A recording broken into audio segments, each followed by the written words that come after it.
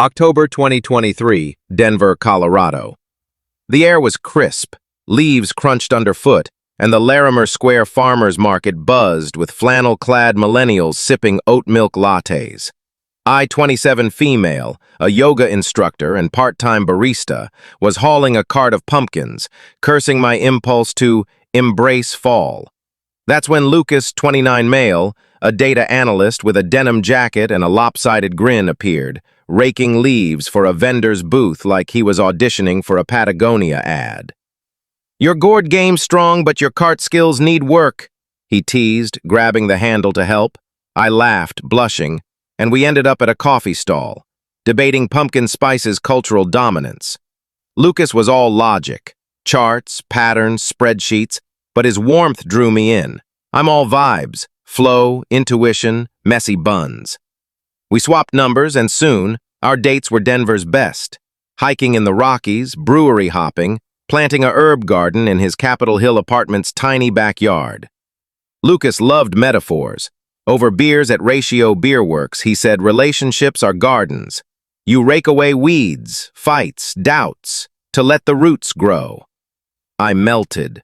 His data-driven brain and my free-spirit heart felt like a perfect balance. By spring 2024, we moved in together, dreaming of marriage, kids, a dog named Sage. Denver's 2025 vibe, tech boom, outdoor obsession, insane rent, made us feel invincible. Our first year was magic. We'd cook tacos, binge the White Lotus, and rake our garden's leaves, laughing as we tossed them at each other. But 2025's pressures crept in. My yoga classes barely covered rent. Lucas's analytics job demanded late nights. X's relationship gurus didn't help, flooding our feeds with modern love rules. Split emotional labor, be #couple goals, thrive despite burnout. Lucas, ever the optimizer, ate it up. One night, over kombucha, he pulled out a notebook. "Let's rake our relationship," he said, jotting down raking points. Dishes, +5. Date planning, +10. Listening to my barista rants, +15. "It's to stay fair," he explained, citing X posts about couples failing over unequal effort. I found it quirky, like his habit of tracking hike stats. With my 6 a.m. classes and his deadlines, maybe a system wasn't the worst idea. The notebook worked at first. We'd high-five over balanced points, feeling like Denver's power couple. But Lucas's eyes lit up too much when he logged a +20 for cooking. I'd rake our garden alone, wondering why love needed a ledger. X's influencers, with their perfect reels of chore-splitting, started haunting me. Were we falling behind 2025's optimized love? By March 2025, Lucas leveled up. "I built an app," he announced, showing me Rake Score on his phone. It was sleek, graphs, notifications, a leaderboard with our initials.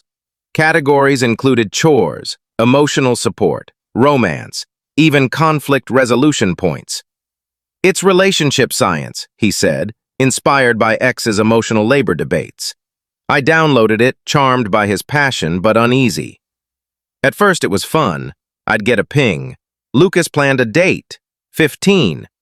I'd log a target run, +5. We'd laugh over our scores at Denver's Avanti Food Hall. But Lucas got competitive. "I'm at 600 points, you're at 540, he'd say, half joking. I'd force a smile, but it stung. Raking our garden became my escape, each leaf a swipe at his expectations. Modern love's brutal, hustling for rent, dodging Insta's curated couples, mastering therapy buzzwords. Now I had to quantify my heart? The app grew invasive.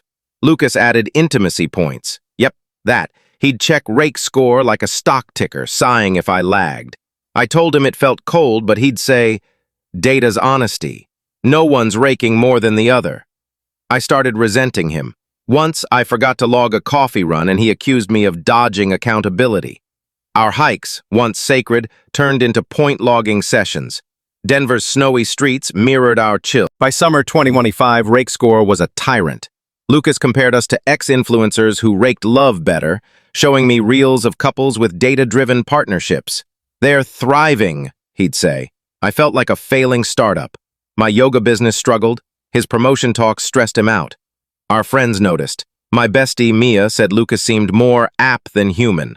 I defended him, but doubted myself. At a Lodo brewery, he logged social effort points, mid-conversation, humiliating me.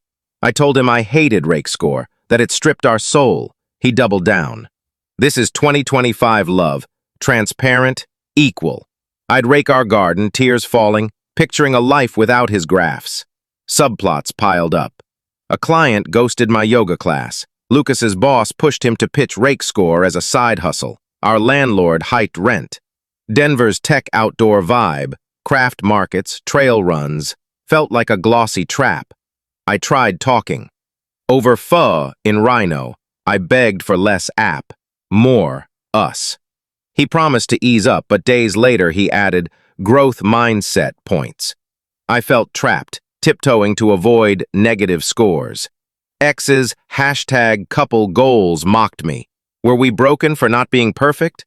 Raking became my metaphor for clearing his control or burying my heart. Last week, it all collapsed. I'd had a brutal day. A yoga client no-showed, our coffee machine broke at work, and I-70 traffic drained me.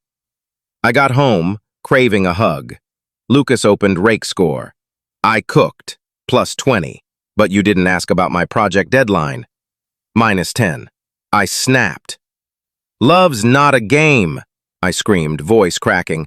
"I'm not your beta tester."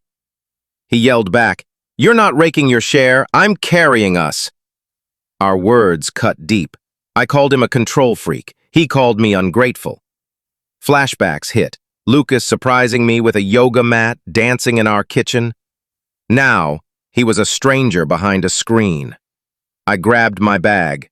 "We're done," I said, tears streaming. He begged me to stay, but I couldn't breathe. I drove to Mia's in Boulder, Denver's city lights blurring through my sobs. His texts pinged. "I'm sorry, let's talk," but I silenced them. Ghosting felt cruel, but his app had ghosted us first. Boulder's quiet was a shock. Mia's spare room with its sage candles became my refuge. I scrolled X, seeing #modern love posts about equitable partnerships. Was I the failure? 2025's demands crushed me. Hustle, love, post, repeat. I raked Mia's garden, each leaf a question. Did I give up too soon? Was I enough? Lucas's sister called, saying he was a wreck, uninstalling Rake Score. My heart ached, but I wasn't ready. I read r/Am I the asshole? Imagining their verdicts. Raking Mia's leaves, I realized raking wasn't scorekeeping. It was clearing space for growth. But could we grow together? Yesterday I drove back to Denver. Lucas met me at our coffee stall, eyes raw. "I deleted Rake Score," he said. "I lost you in the data." I admitted ghosting was harsh, but his app made me feel like failure. We talked, messy, real, no points. He's starting therapy. I'm setting boundaries. We're not decided. Maybe we try again, maybe I rake alone. I posted this because 2025's love is chaos, tech, pressure, perfection. Raking's about nurturing, not scoring. Amithakaim. Thanks, Reddit. Your comments showed me love's messy, not a leaderboard. I'm taking it slow, raking my own path first.